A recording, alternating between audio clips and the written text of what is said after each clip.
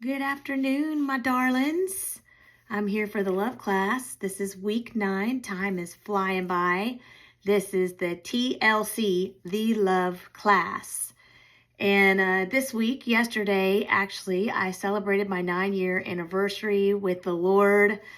I know He's been with me all along and I've been in Him all along, but waking up to that is just such a delight, and I consider it my anniversary.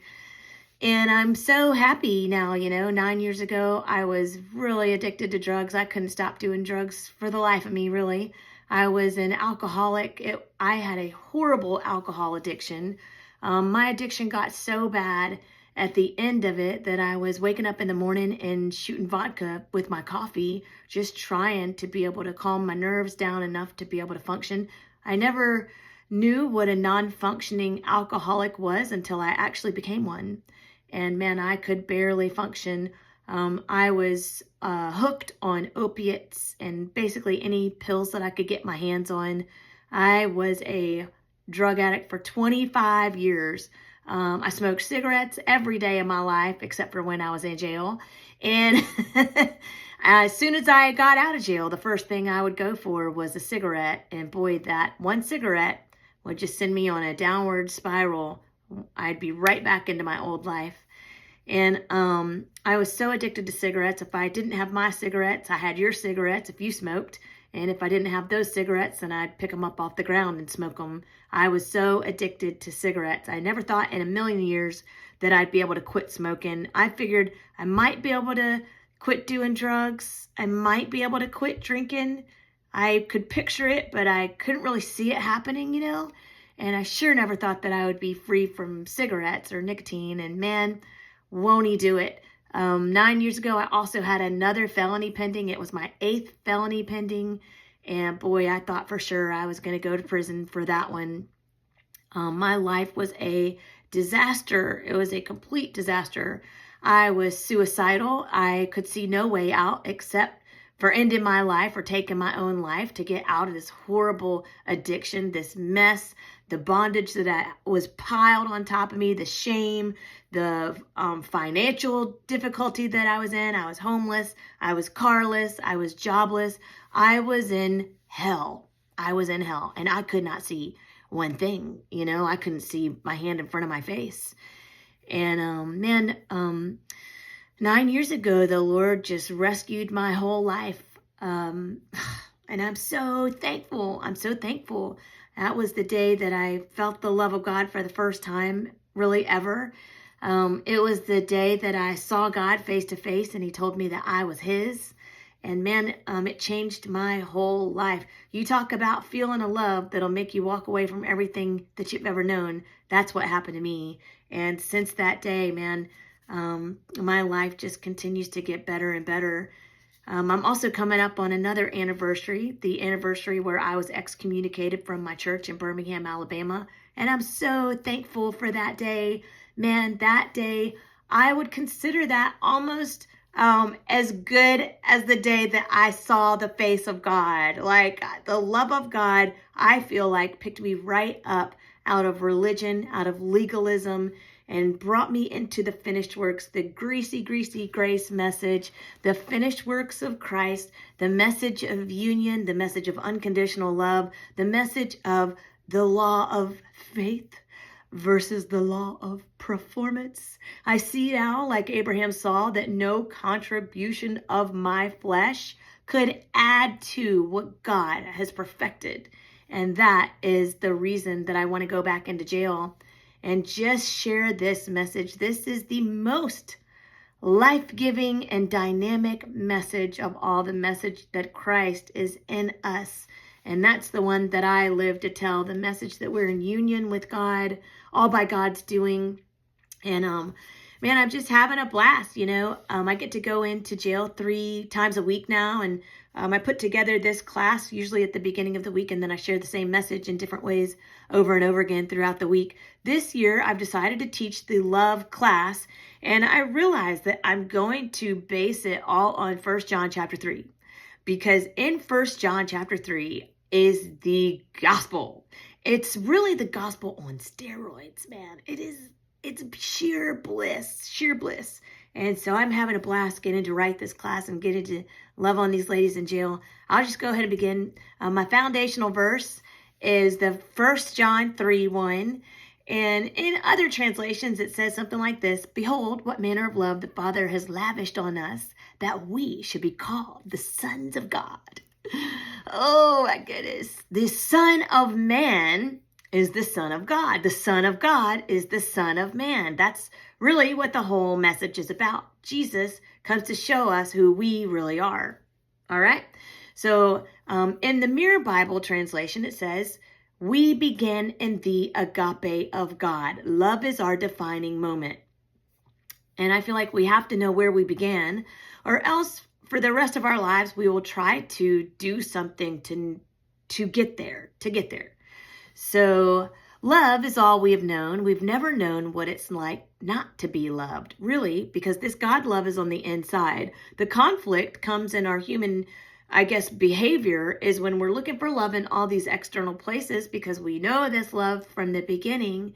And then it creates an internal struggle where we feel like we have to perform in order to receive this love that is actually ingrained in our nature. Love is the greatest human need of all. Remember, we kind of went over the hierarchy of needs. And on top of the hierarchy of needs, I feel like the word love is stamped in big red letters. Okay, so for instance, one of the things associated with love is pleasure.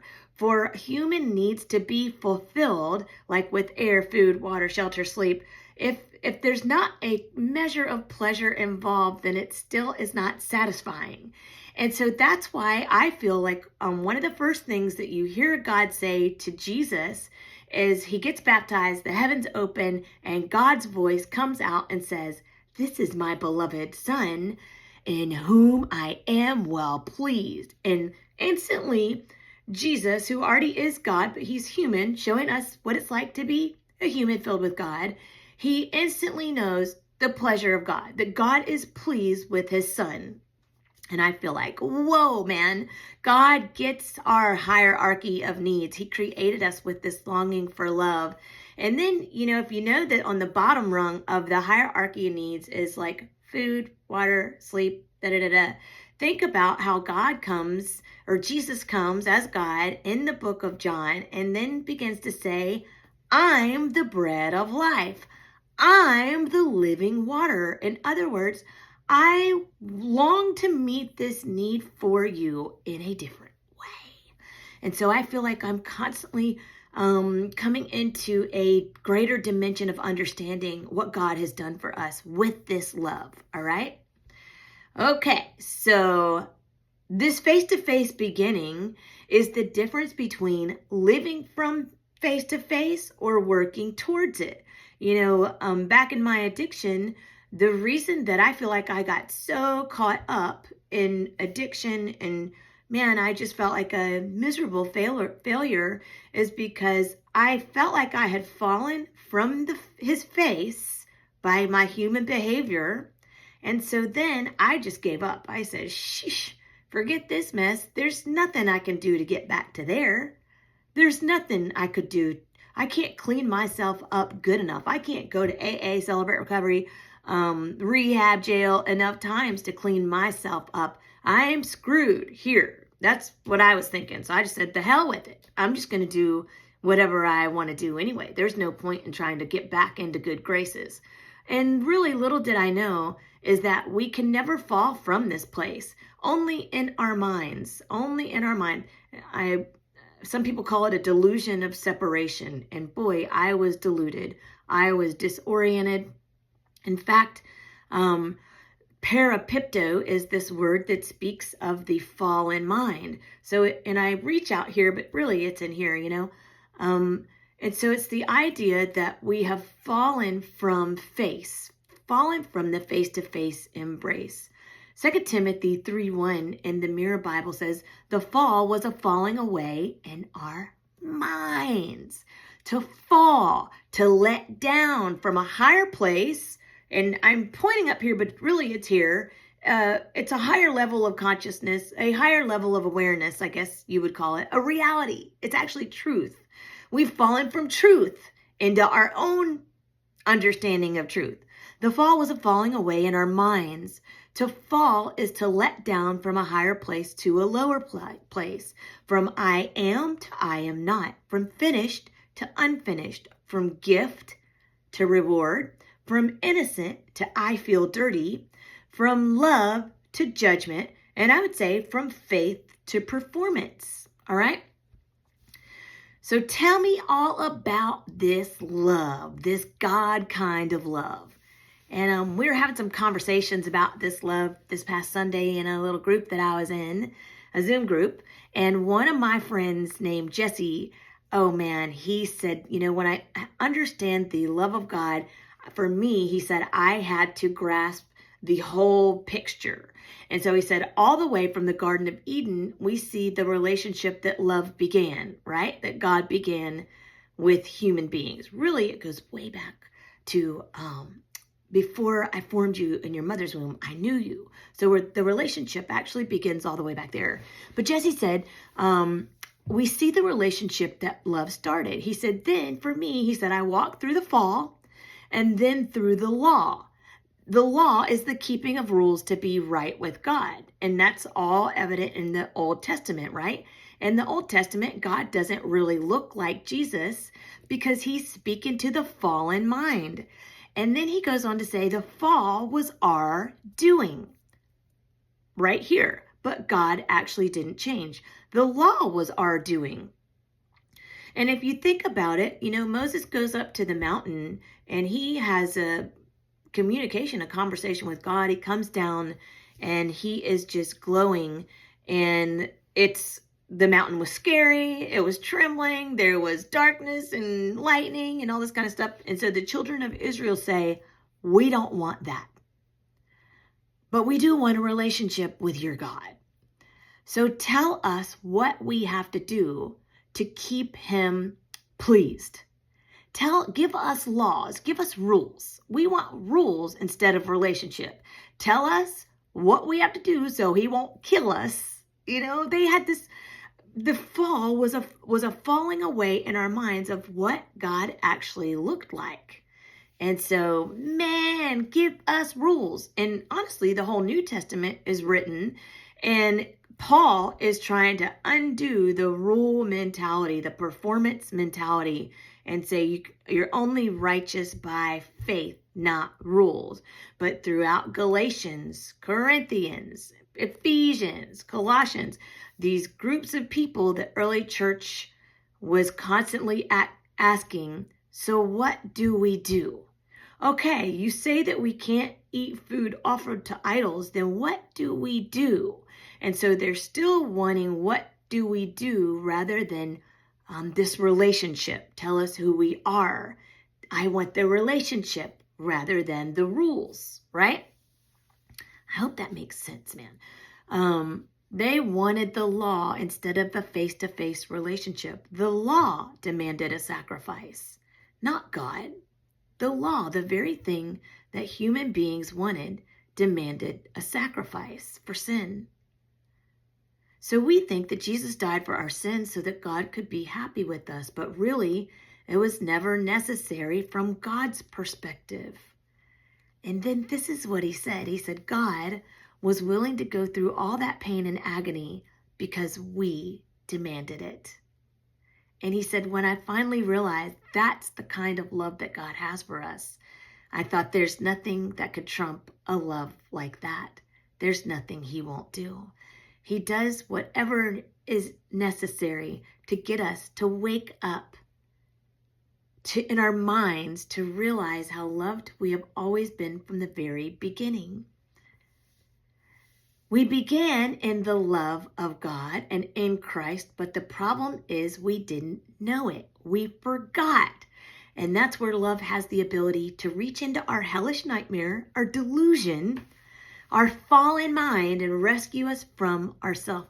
The cross is all for us. God is all about us. He did it to wake us up from ourselves. Man, I just love that so much. Deuteronomy 32, 4, 5, and 18 says, you've forgotten the rock that begat you. You have forgotten the rock from which you were hewn. You forgot the God who gave birth to you, and you've gotten out of step with the God who danced with you. So understanding our beginning to me is huge. And so I've spent maybe 9 weeks, honestly, just going over the fact that before we were even formed in our mother's womb, we began in God. Kind of like when Nicodemus comes to Jesus and Jesus says, Nicodemus, for you to even perceive that I am from the Father, you must be born again. This heavenly reality is only available when you realize your origin. You know, I feel like understanding this origin, is an instant healing to trauma. I'm serious. Sometimes we go back in our past to define us or to discover different things back there, the why of why we act the way that we do. And what I've found is discovering my origin in God, it brings me into a reality that actually supersedes everything else. I am God's kid from the get-go. I am his darling from the get-go. My mind is filled with thoughts of love, his thoughts of love for me. And I just love that so darn much. All right, so then my little love's in jail. I get to talk to him for maybe 15 or 20 minutes. For me, honestly, that's about as much as my mind can handle on the attention span anyway. And then I open it up for conversation. Of course, while I'm talking, ladies are free to interrupt me and ask questions. So we always go down rabbit trails. All right. Okay. So I usually have them do some confessions, not every week. I keep it changed up, but I usually have them do some confessions every once in a while. And so these are the confessions that we did this past week. And man, they were fired up when I left. It was so much fun. You know, the good news makes you happy. It's instant joy and it's instant participation. So one day I was in one of my jails and a guy walked in. It was one of the COs, the corrections officers, knocked on the door and yelled out, "So-and-so, pack it up." And that meant she was about to go home. It means go get all your stuff, bring it to the front. Somebody's here to get you. And when he said, "Pack it up," every single person in the room, there was an eruption of joy. We said, "Woo, that's awesome, girl. You're going home. She instantly started crying and laughing and jumping up and down. The CO was like, "Calm down, everybody." But there was also instant participation. Every single woman in there was happy for that girl. Why? Because they could see themselves getting that same good news. Pack it up. Time served. The doors are opening up for you. And I'm like, man, that's what the gospel does. It's good news. It is instant joy. It is an instant uplift. It's an instant rapture. You hear the good news about everything that God has done for us in Christ Jesus. And man, I'm just gone. I'm so happy. I'm so free. It's instant participation. You can't sit in your seat when you hear the good news. Oh my gosh, man. It's hard to contain the joy. All right, so here's some of the confessions. Right now, I'm face to face with God. Can you imagine these girls in jail saying this? I mean, they're in jail. They've been accused and probably committed some crimes. But to think of taking them into a dimension of reality that supersedes every single thing that they have done here on this earth and could possibly change their life in a moment, just like it did mine. Right now, I'm face to face with God. I see God looking at me. He is very happy with me. I am his kid. He is pleased with me. He paid for all my sins so that I would feel clean. He has never left me or forsaken me. Even when I can't feel him, I know he is in me. Love paid for my mind to feel clean. That's love. The cross is all about God's love for us, and God is all about us. All right, I am God kind. I am God-like. I'm made in his image and likeness. Okay, so then I introduced the verse for next week, which is, wowzers, 1 John 3:2. Beloved, this is out of the Mirror Bible. Beloved, we know that we are children of God to begin with. All right, we pounded that verse home. We began in the agape love of God. The engineer of the universe is our Father. Beloved, we know that we're children of God to begin with, which means there can be no future surprises. Whoa. His manifest likeness is already mirrored in us. Our sameness cannot be compromised or contradicted. Our gaze will confirm exactly who he is and who we are. Wowzers! Man, this next verse, y'all, is amazing. I can't wait to get into the yummy good news of this. All right, I love y'all. I hope you guys are having a wonderful week.